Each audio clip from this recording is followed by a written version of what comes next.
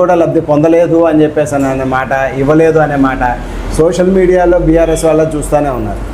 నిన్నగాక మొన్న జూబ్లీహిల్స్ ఎలక్షన్స్ అయితే ఎంత స్క్రోల్ చేశారు, ఎంత చేశారు. అసలు నిజం అనేది ఒక్క మాటన చెప్పే ధైర్యం వాళ్ళకు ఉందా? నిజం అనేది చెప్పడం వాళ్ళ డిఎన్ఏలోనే లేదు. ఏదంటే సుదీర్ఘ ఉపన్యాసాలతోటి సుదీర్ఘంగా చెప్పగలం, మేమేం చెప్తే జనాలు నమ్ముతున్నారు అనే భ్రమలోనే వాళ్ళు ఉన్నారు. ఇంకా అవన్నీ ఉత్తమాటలు, కాలం చెల్లిపోయింది వాటికిగా. రాబోయే రోజుల్లో ఎవరు వినరు వాళ్ళ మాటలు. సార్, ఈ గ్రామాలలో కూడా అంటే మన గ్రామంలో కూడా గ్రామ స్థాయిలో కూడా లైబ్రరీ వ్యవస్థ తీసుకురావాలని చెప్పేసి అంటున్నారు సార్. నిరుద్యోగులు కూడా చాలా పోటీ పరీక్షలలో మాకు కోచింగ్లు పోవాలన్న కష్టం అవుతుంది, లైబ్రరీలు తీసుకొచ్చి కొత్త కొత్త బుక్స్ కావాలంటున్నారు. మరి దానిపైన మీరు మంత్రి గారి దృష్టికి తీసుకెళ్ళారు సార్? తీసుకెళ్తున్నామండి. అన్నీ ప్రతి ఒక్కటి గవర్నమెంటే చెయ్యాలి అనే దాని మీదనే ఆలోచించొద్దండి. మనం కూడా సేవా దృక్పథంతో ఊర్లో ఉన్న ఒక 10 మంది అయితే 20 మంది అయితే మొత్తం టోటల్గా స్వచ్ఛందంగా వాళ్ళకి తోచిన బుక్స్ అన్నీ తీసుకొచ్చి ఒక రూమ్లో అన్నా లేకపోతే స్కూల్లో అన్నా ఒక ప్లేస్లో పెట్టేసి ఉంచితే వాళ్ళు కోచింగ్ తీసుకోవడానికి ఉంటుంది. ప్రతి గవర్నమెంటే చేయాలంటే అన్నిటికీ మనం గవర్నమెంటే చేయాలి. ప్రతి ఒక్కటి మనం చదువుకోమని చెప్పేసి అంటున్నాం. చదువుకున్న తర్వాత నిరుద్యోగ వృత్తి కావాలన్నా గవర్నమెంట్ ఇవ్వాలి, మళ్ళీ తర్వాత దేనికి కావాలన్నా గవర్నమెంట్ ఇవ్వాలి. అన్నిటికీ గవర్నమెంట్ ఇవ్వాలనేది దాని మీద మనం దృష్టి పెట్టడం అనేది ఇవాళ యువత దాని మీద ఆలోచించాలి. దాన్ని ఏదైనా ఏంటంటే స్వచ్ఛందంగా మనకి చేసే దాంట్లో యాక్చువల్గా మనం అటు ఇటు తిరిగేసి ఒక ఛాయ్ తాగిన మందము అని చెప్పేసి అనుకొని ఇచ్చినా సరే కూడా మన ఊర్లో మనం ముందుకెళ్ళగలుగుతాం. దాన్ని మనం ఒకరోజు ఒక ఛాయ్ తాగిన మందం పులప్ చేసుకోగలిగితే ఒక్కరోజు ఒక ఛాయ్ అట్లా ఒక నెల రోజులు చేసుకోగలిగితే ఎంత వస్తాయి? ఆ విధంగా మనం ఆలోచించి ఎందుకు ముందు అడుగు వేయట్లేదు మనం? దాన్ని ఈ విధంగా మా ఊర్లో ఫస్ట్ మేము అలానే ముందు పెట్టాలనుకున్నాం. ఆల్రెడీ ఒక బిల్డింగ్, పాత బిల్డింగ్, గవర్నమెంట్ బిల్డింగే ఉందని అన్నారు. దాన్ని మొత్తం టోటల్గా దాన్ని రీమోడర్నైజేషన్ చేసి దాన్ని లైబ్రరీగా కన్వర్ట్ చేయాలని చెప్పేసి అనే ఆలోచనతో ఉన్నాం. తొందరలోనే అది కూడా చేసి ఆదర్శంగా ముందుకెళ్తాం. నేను ముందు ఫస్ట్ మా ఊరు నుంచే శ్రీకారం. మీరు చెప్పింది అంటే యువతలో మీరు చెప్పిన ప్రకారం వాళ్ళలో చైతన్యం తీసుకొస్తే లైబ్రరీలు కూడా అవసరం లేదు సార్. వాళ్ళు కూడేసుకున్న పైసలతో ఒక బుక్ కొనుక్కొని చదువుకుంటే కూడా చాలా మేలు జరుగుతుంది. అట్లాంటి దానికోసం మీరు ఎలాంటి కృషి చేస్తున్నారు సార్?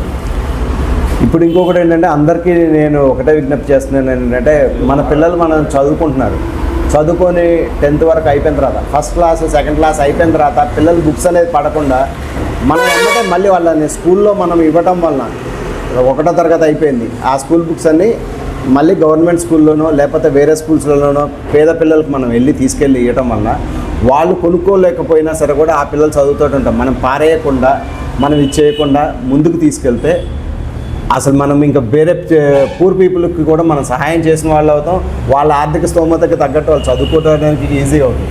మనం ఒకటే వాళ్ళు సేవ్ చేసుకొని కొనుక్కోవాల్సిన అవసరం లేదు. మనం ఏదైతే చదువు అయిపోయిన తర్వాత బుక్స్ తీసేసే బదులు ఆ బుక్స్ని మనం పేద పిల్లలకి నెక్స్ట్ ఫర్దర్ ప్రీవియస్ వాళ్ళకి ఇచ్చుకుంటూ వెళ్ళిపోతూ ఉంటే మనం కొనడం తగ్గుతూ ఉంటుంది, వాళ్ళ ఆర్థిక భారం కూడా తగ్గుతూ ఉంటుంది. ఆ విధంగా యువతని దృష్టి పెట్టమని చెప్పేసి అని నేను కోరుకుంటున్నాను. సార్, ఇప్పుడు విలేజ్లలో ఇప్పుడే మా దృష్టికి కొంతమంది రైతులు సార్ కోతులతో చాలా ఇబ్బంది పడుతున్నారు. విలేజ్లలో కూడా మహిళలు కూడా డోర్ లేకుండా అసలు ఇళ్ళకి వెళ్ళే దాడిని చేయడం జరుగుతుంది. మరి దానిపైన మంత్రి గారు ఏమన్నా దృష్టి పెట్టి వాటి నిర్వహణ కోసం కృషి చేస్తున్నారా? దానికి తోడు వీధి కుక్కలు కూడా విపరీతంగానే సార్ అవి పిల్లలపైన దాడులు చేస్తున్నాయి. ఒంటరిగా బయటికి వెళ్ళాలంటే కూడా చాలా భయపడుతున్నారు. మరి వీటిపైన మీరు కానీ మంత్రి గారు దృష్టికి తీసుకెళ్ళి దాని మీద దృష్టి పెట్టామండి. దాని మీద తగు చర్యలు తీసుకుంటాం. ఇప్పుడు ఆల్రెడీ కోతులనే తీసుకెళ్ళి అడవుల్లో వదిలేసి వచ్చినా సరే కూడా మళ్ళీ ఇటే వస్తుంది. ఎందుకంటే ఇప్పుడు దానివలన కూరగాయ మొక్కలు కానీ పండ్లు కానీ పెంచలేకపోయే పరిస్థితి ఊర్లలో వస్తూ ఉంది. దాని మీద దృష్టి పెడుతున్నది గవర్నమెంట్ కూడా మొత్తం టోటల్గా అందరికీ. ఏంటంటే అందుకనే బయట అడవుల్లో వాటిల్లో పండ్ల మొక్కలను పెంచడం వలన కోతులు అనేవి వీటి పక్కకి రాకుండా వాటికి ఆహారం దొరకనే వీటి పక్కనే వస్తున్నాయి. కాబట్టి వాటికి ఆహారం అక్కడ దొరికేటట్టు చేస్తే యువతలకి రాకుండా ఉండేటట్టు చూడాలనేది ఆలోచనతో ముందుకెళ్తుంది గవర్నమెంట్. అలానే మేమందరం కూడా అలానే అడవుల వాటిల్లో కూడా మొక్కల్ని పెంచి వాటిని ఇబ్బంది లేకుండా దృష్టికి తీసుకెళ్తాం. సరే, వ్యవసాయ శాఖ మంత్రిగా ఉండి రైతులకు అంటే పంట మార్పిడి విషయంలో రైతులు ఎలాంటి చైతన్యం తీసుకురావడానికి మంత్రి గారు కానీ మీరు కానీ కృషి చేస్తున్నారు? అంటే ఒకటే పంట పత్తి లేదా వరి, ఈ రెండు కాకుండా వేరే పంట వైపు ఏమన్నా మళ్ళించే ఆలోచన? అదే తుమ్మల నాగేశ్వరరావు గారు వ్యవసాయ మంత్రిగా రావడం ఈ టర్మ్లో రైతుల యొక్క అదృష్టం ఒక విధంగా చెప్పాలి. ఎందుకంటే వ్యవసాయం పూర్తిగా తెలిసిన మంత్రి ఈ రోజు వరకు నాకు తెలిసి ఇన్ని సంవత్సరాల క్యాబినెట్లో ఎవరు లేరు అనుకుంటా. ఇప్పుడు ప్రజెంట్ వ్యవసాయం అంటే అమితమైన ప్రేమ ఉన్న నాయకుడు మంత్రి కావటం అనేది అదృష్టం.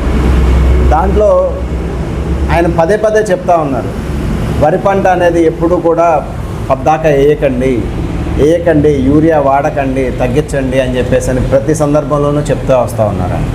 ఇంకోటి ఏంటంటే ఆయన ఎప్పుడు కూడా వేరే పంటల మీదకి దృష్టి మలచండి అని చెప్పేసాను, అంటే కమర్షియల్ క్రాప్స్ వైపు రమ్మని చెప్పేసి బాగా అన్నారు. అది ఆయన చెప్పడమే కాదు, ఫస్ట్ ఆయన ఆచరించి చూసిన తర్వాతనే ముందు అందరికీ చెప్తున్నారు. ఆయన మొన్న కూడా అన్నారు, వక్క వేసాను నేను, వక్క ఇప్పుడు కాపుకి వస్తుంది, ఇప్పుడు కట్ చేశాకనే నేను చెప్పగలను అందరిని ఏమని చెప్పేసాను ధైర్యంతో. నేను వేయకుండా ఏదో చెప్పేసేసి ముందు చెప్తే తర్వాత అందరూ ఇబ్బంది పడతారనే ఉద్దేశంతో నేను అందరు క్రాప్ అయిన తర్వాత నాకు ఎంత వస్తుందో ఈల్డింగ్ చూశాక లాభం ఉందా నష్టం ఉందా మంచిగా ఉంటుందా లేదా అనే ఉద్దేశంతో ముందుకు చెప్తాను. అంటే ఆయన పామాయిల్ ఒకసారి పామాయిల్ కనుక వేసుకుంటే ఫస్ట్ 3 సంవత్సరాలు లేకపోయినా కానీ పంట, తర్వాత మనం ఒక జనరేషన్ దాదాపు ఆల్మోస్ట్ 30-40 సంవత్సరాలు ఒక జనరేషన్ అంతా కూడా ఎవ్రీ మంత్ ఒక సాఫ్ట్వేర్ ఇంజనీర్కి ఎంతైతే జీతం వస్తుందో అంత అమౌంట్ వస్తుంది దాని మీద.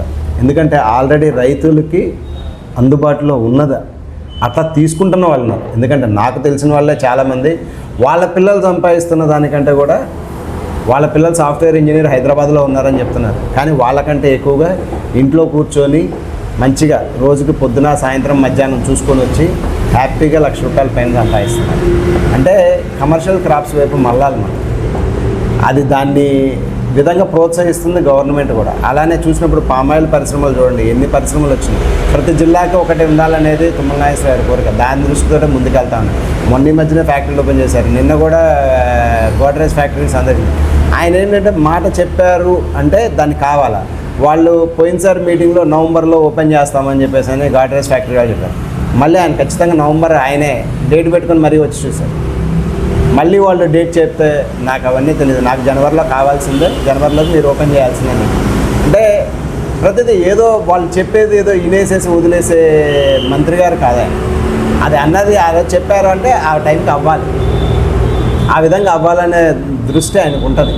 మిగతా వాళ్ళు ఎవరు ఇబ్బంది పడకూడదు అని చెప్పేసి అందుకనే ఆయన ఇన్ని సంవత్సరాలు కూడా రాజకీయాల్లో ఉండగలిగారు.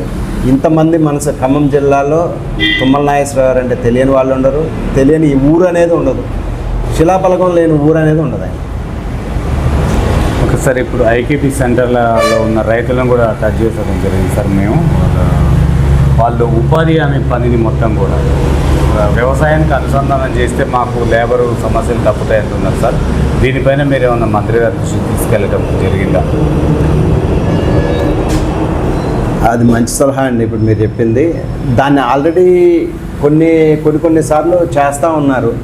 అంటే దాని పని దినాలు, దాన్ని ఒక్కొక్కసారి కాలువలు చేయాల్సి వస్తుంది, ఒక్కోసారి రోడ్లు చేయాల్సి వస్తుంది, ఒక్కోసారి అగ్రికల్చర్, అట్లా ఎవ్రీ ఇయర్ ఒక్కొక్కటి చేసుకుంటూ వెళ్తున్నారు. ఎప్పుడు రైతులది ఇవే చేసుకుంటూ వెళ్తూ ఉంటే మిగతా వాటి మీద జరగకపోతే, ఎందుకంటే రైతులకు నీళ్ళు రావాలంటే కాలువలు చేయాలి, కాలువలు చేస్తే రోడ్లు కావాలి, రోడ్ల దగ్గరికి కొన్ని అలా చేసుకుంటూ వెళ్ళడం వలన ముందుకెళ్తూ ఉంది.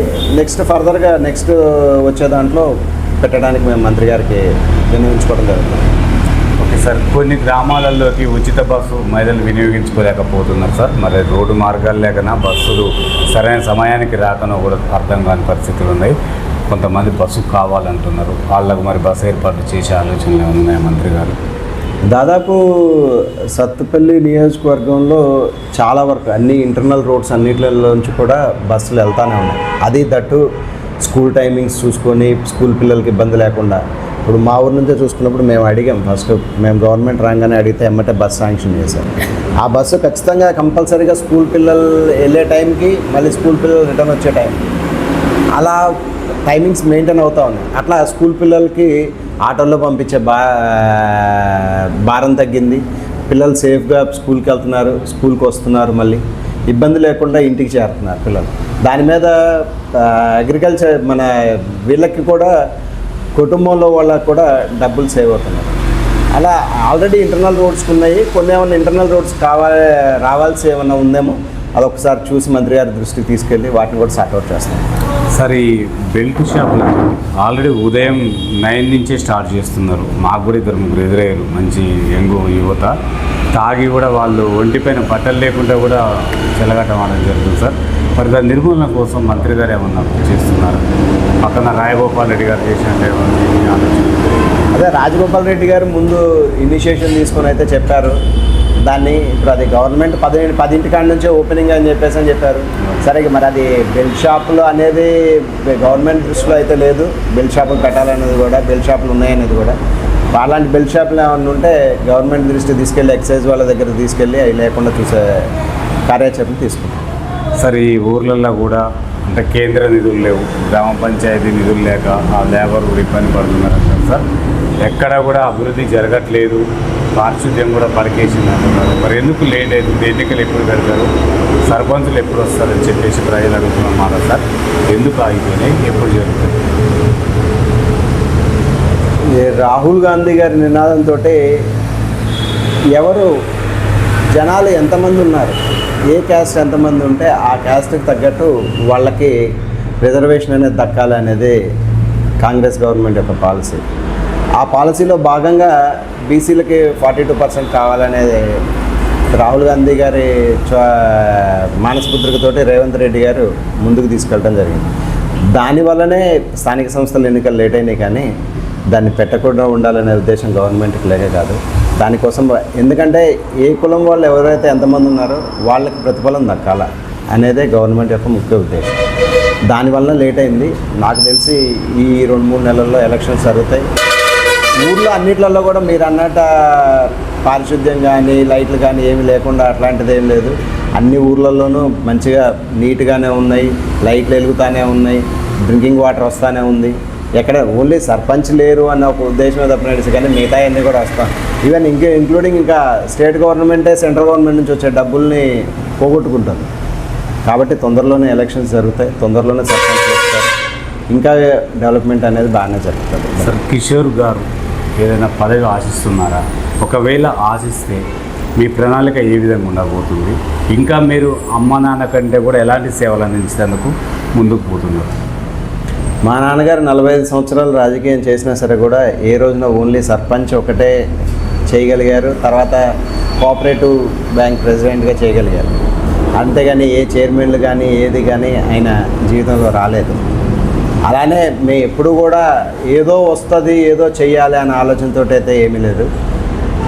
మమ్మల్ని నమ్ముకొని ఉన్న ప్రజల్ని ఎప్పుడూ ఎల్లవెల్ల కంటికి రెప్పలా కాపాడుకోవడం మా బాధ్యత. మేము అలానే మా నాన్నగారు ఎలా అయితే కాపాడుకున్నారో బిల్లుపాడు పూర్వ బిల్లుపాడు అండ్ ప్లస్ తల్లాడ మండలం అందరిని ఎవరినైతే ఆయన ఎలా అయితే చూసుకున్నారో అలానే అందరికీ ఆయన లేని లోటుని తీర్చాలనే ఉద్దేశంతో నేను ముందుకు వచ్చాను. అంతేగాని నేను ఏ పదవులు ఆశించి పదవుల కోసం అయితే రాలేదు. నేను ఓన్లీ ఆయన లేని లోటుని మా ఊరు ప్రజలకు కానీ తల్లాడ మండల ప్రజలకు కానీ ఏ అవసరం ఉన్నా సరే కూడా అందుబాటులో ఉండి వాళ్ళకి పని చేయాలనేదే నాకు ముఖ్య ఉద్దేశం. అంతేగాని పదవుల కోసము దేనికోసము వెంపర్లాడే వాళ్ళం కాదు. మా రాజకీయ జీవితం చూసుకున్న అలానే ఉంది. మేము ఇక నుంచి కూడా ముందు నుండి కూడా అలానే ఉంటాం. అంతేగాని పదవుల కోసం పాకలాడం.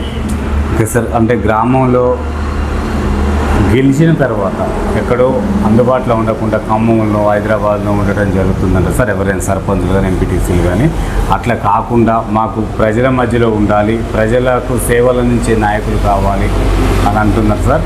ఓటు అంటే కూడా చాలా పవిత్రమైంది. ఆ ఓటుని కూడా యువత మొత్తం అంటే ఓటర్ అమ్ముకోవడం జరుగుతుంది రాజకీయ నాయకులకు కానీ. అది అట్లాంటివి కాకుండా ఓటర్లు ఎలాంటి చైతన్యం తీసుకురావడం కోసం కృషి చేస్తున్నారు. ఇప్పుడు ప్రతి ఒక్కళ్ళకి మనలో మనకి ఉండాలి. ఓటు అనేది వినియోగించుకోవాలి అనేది ఫస్ట్ మన మనసులో రావాలి. అంటే అందరికీ ఎంప్లాయీస్ కానివ్వండి, యువతకు కానివ్వండి, ఇప్పుడు ఏమైందంటే ఎలక్షన్స్ అంటే ఆ రోజు నాకు హాలిడే, నేను జాలిడే అనేది ఒకటే ఆలోచిస్తున్నారు. కానీ మన యొక్క ఓటు హక్కు అంటే గవర్నమెంట్ కూడా ఇక నుంచి చేయాల్సింది ఏంటంటే ఒకటి నా యొక్క విన్నపం, నా పర్సనల్ విన్నపం అది ఏంటంటే ఓటు వేస్తేనే నెక్స్ట్ ఫర్దర్గా లబ్ధి పొందాలి. ఏ పథకాలకైనా దేనికైనా సరే కూడా అనేది ఆ చైతన్యం అనేది తీసుకురావాలి. ఓటు వినియోగించుకుంటేనే నెక్స్ట్ గవర్నమెంట్ నుంచి వచ్చే బెనిఫిట్స్ కానీ ఏదైనా సరే కూడా అర్హులకు అవుతారు. ఓటు వేయకపోతే వాళ్ళు అర్హులు కారు అనే భావన కలగాలి జనాల్లో. గవర్నమెంట్ కూడా అలానే మోటివేట్ చేయాలా అని చెప్పేసి నేను కోరుకుంటున్నాను. ఎందుకంటే యువతకి కానివ్వండి, ప్రతి ఒక్కరికి కూడా ఓటు హక్కు నేను వినియోగించుకోవాలి, నేను కూడా ఒక భాగస్తుడిని అని చెప్పేసి అనే భావన కలగాలి. ఎందుకంటే నిన్నగాక మొన్న మేము జూబ్లీహిల్స్ ఎలక్షన్స్లో తిరిగాము. 4 లక్షల ఓటర్లు ఉన్నారని, కానీ అక్కడ 4 లక్షలు అనేది పేరుకే ఉంది, కానీ ఎక్కడెవరు ఉన్నారో కూడా తెలియదు. వాళ్ళకి అసలు ఓటు ఉంది అక్కడ, ఇక్కడ ఉంది అనేది వాళ్ళకే ఆలోచన లేదు. ఇంకోటి ఏంటంటే ఫోన్ నెంబర్స్ అప్డేషన్ లేకపోవడం, వాళ్ళకి ఎక్కడుంది అనేది చూసుకుందాం అనుకున్నా కూడా లొకేషన్ తెలియకపోవడం అనేది అంతటి. ఏదైతే నెక్స్ట్ ఫర్దర్గా ఓటర్ అండ్ ఆధార్ కార్డు అనుసంధానం చేసుకొని ముందుకెళ్తే మనకు అది ఎప్పుడు ఏదైతే ఆధార్ ప్యాన్ అనుసంధానం అయిందో అలానే ఎలక్షన్ కార్డును ఆధార్ కూడా అనుసంధానం అయిపోతే నెక్స్ట్ ఫర్దర్గా ఫోన్ నెంబర్ తోటన్నా చెక్ చేసుకుని ఆయన బూత్ కంపల్సరీ వెళ్ళాలి. మేము అలానే చాలామందిని చైతన్యం చేయడం వలన 48% అయింది, కానీ వాళ్ళకి ఓటు ఎక్కడుందో తెలియక చాలామంది రాలేదు. అది అనేది భావన పోవాలి. ఎలక్షన్ కమిషన్ ఆఫ్ ఇండియా కూడా దాని మీద దృష్టి పెట్టాలి. ఎందుకంటే ప్రతి ఒక్కళ్ళది మొబైల్ నెంబర్ అప్డేషన్ చేయటము, ప్లస్ వాళ్ళకి ఓటు ఏ బూత్లో ఉంది అనేది వాళ్ళకి తెలియకపోవడం అనేది మేజర్గా ఇబ్బంది అవుతుంది. అందువల్లనే నేను ఓటు హక్కు చాలామంది వినియోగించుకోలేకపోతున్నారు అనేది నేను అనుకుంటున్నాను. ఎందుకంటే నేను క్లీన్గా అబ్జర్వ్ చేసిన సిటీస్లో అబ్జర్వ్ చేసిన దాన్ని బట్టి నేను చెప్పగలను. అంటే గ్రామ స్థాయిలో అట్లా జరుగుతుందంటారా? గ్రామ స్థాయిలో మీరు చూస్తే ఎక్కడైనా సరే కూడా 90-95% పోలింగ్ అవుతుంది. కానీ ఎక్కడైతే మనం పోలింగ్ పర్సంటేజ్ మొత్తం కలిపితే 60-65% కంటే ఎక్కువ దాటట్లేదంటే దాని అర్థం ఏంటంటే అర్బన్ ఏరియాస్లోనూ, మేజర్గా అర్బన్ ఏరియాస్లోనే ఓటింగ్లో పాల్గొనట్లేదు. అక్కడ ఆ పర్సంటేజ్ తగ్గడం వల్లనే విలేజ్లో ఎంత పర్సంటేజ్ వచ్చి ఓట్లు వేసినా సరే కూడా వాళ్ళకి రాదు. ఎందుకంటే విలేజర్స్ అందరికీ ఓట్లు అంటే అదొక పండగ వాతావరణంలాగా వచ్చి అందరూ ఓటేసి వెళ్తారు. ఎంత పని ఉన్నా సరే కూడా వచ్చి ఓటేసి వెళ్తారు. అంటే 90-95% ఓటింగ్ అవుతుందంటే వాళ్ళల్లో చదువుకోకపోయినా వాళ్ళు ఓటు హక్కు వినియోగించుకోవాలన్న చైతన్యం వచ్చింది. కానీ యువతలో చదువుకున్న వాళ్ళల్లో మనకు ఎందుకు రావట్లేదు? దాని మీద దృష్టి పెట్టాలి, దాని మీద మనం అవేర్నెస్ కలిగించాలి. ఎలక్షన్ కమిషన్ ఆఫ్ ఇండియా కూడా టోటల్గా ఓటు ఎక్కడుంది, ఓటు హక్కు వినియోగించుకోవాలి కంపల్సరీగా.